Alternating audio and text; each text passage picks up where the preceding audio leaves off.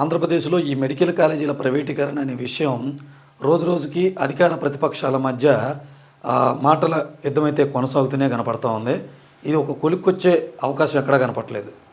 అసలు ఆ కాలేజీలు మెడికల్ కాలేజీలు ప్రైవేట్ పరం చేయడానికి ఎట్టి పరిస్థితుల్లో మేము ఒప్పుకోం.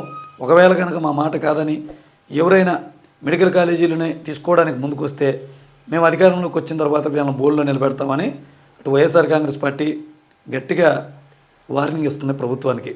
అలాగే ప్రైవేట్ వ్యక్తులను కూడా ఒక రకంగా బెదిరిస్తుందని కూడా చెప్పుకోవచ్చు ఎవరైతే ముందుకు వచ్చారని.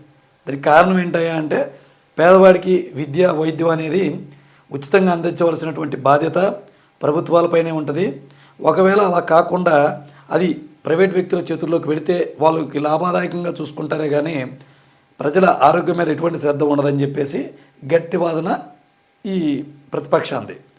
దీన్ని వామపక్షాలు కూడా సమర్థిస్తున్నాయి. వామపక్షాలు ఇటు ఒక ప్రైవేటీకరణకి సంబంధించి ఈ ప్రభుత్వ మెడికల్ కాలేజీలనే కాదు, ఇటు స్టీల్ ప్లాంట్ ప్రైవేటీకరణ, అలాగే ఆదానికి అంబానీకి తక్కువగా 90 పైసలకే ఎకరాలు భూములు ఇవ్వడానికి కూడా తప్పుపడుతూ ఉంది. అలాగే ప్రభుత్వ భూములన్నీ కూడా ఆంధ్రప్రదేశ్లో అటు వైజాగ్ ప్రాంతంలో కావచ్చు, అమరావతి ప్రాంతంలో కావచ్చు తక్కువ రేట్లకు ప్రైవేట్ వ్యక్తుల చేతులకు అప్పగించడానికి ఇంకా తీవ్రంగా తప్పుపడుతున్నాయి. మొత్తం మీద ప్రజల్లో కూడా ఇదే ఉద్దేశంలో ఉంది. మరి ప్రభుత్వం ఎందుకనో మరి ప్రతిపక్షం చెప్తే మనం ఎందుకు తగ్గాలనుకుంటుందో లేకపోతే ఏమో ప్రెస్టేజ్గా తీసుకున్నట్టు ఉంది. ఖచ్చితంగా ఈ విషయంలో ముందుకే వెళ్తామని చెప్పి గవర్నమెంట్ గట్టిగా చెప్తుంది. నిన్న వైద్యారోగ్య శాఖతో సమీక్ష సమావేశాన్ని మన ముఖ్యమంత్రి చంద్రబాబు నాయుడు అయితే నిర్వహించారు. అయితే దీంట్లో కూడా ఈ సమీక్ష సమావేశంలో మరొకసారి ఈ పీపీపీ విధానం అనేది మరొకసారి చర్చకు వచ్చింది. అయితే ముఖ్యమంత్రి గారు ఏమంటున్నారు ఈ విషయంలో అంటే వైద్య కళాశాలలపై వెనక్కు తగ్గేదేలే, పీపీపీతోనే ముందుకు, వేగంగా టెండర్ల ప్రక్రియ, పేదలకు నాణ్యమైన వైద్యంలో రాజీ లేదంటున్నారు.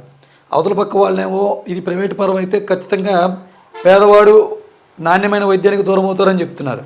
ఈయనేమంటున్నారంటే పేదలకు నాణ్యమైన వైద్యం ఈ ప్రైవేటీకరణతోనే వస్తుందని చెప్పి ఈయన వాదిస్తున్నారు.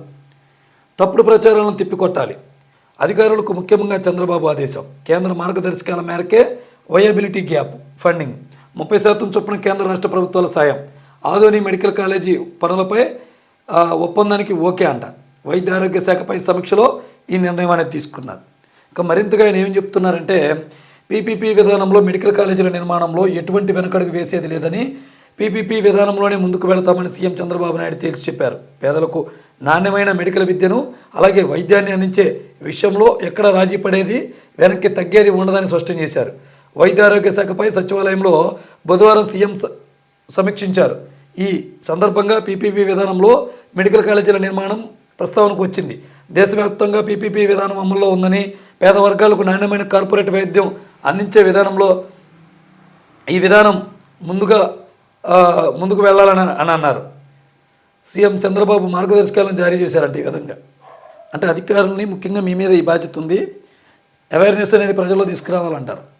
నాయకులు కొంతమంది మాత్రమే మాట్లాడుతున్నారు, మంత్రులు దీని మీద. ఎందుకంటే ప్రభుత్వం తరపున గట్టిగా వాయిస్ వాళ్ళు కూడా వినిపించలేని పరిస్థితి.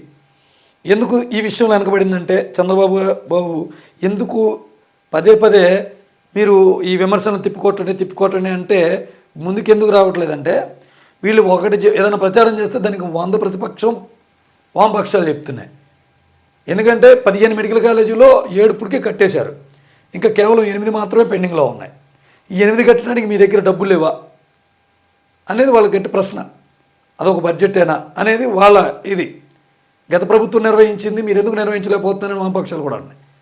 సో మొత్తం మీద మరి దీన్ని చంద్రబాబు నాయుడు గారు ప్రజలందరి అభిష్టం మేరకు దీన్ని వెనక్కి తీసుకుంటారా, లేదా ప్రతిపక్షం మన మీద ఎక్కువగా మనం డామినేట్ చేసే పరిస్థితి ఉందని కాదని వాదించి ముందుకెళ్తారో చూడాలి.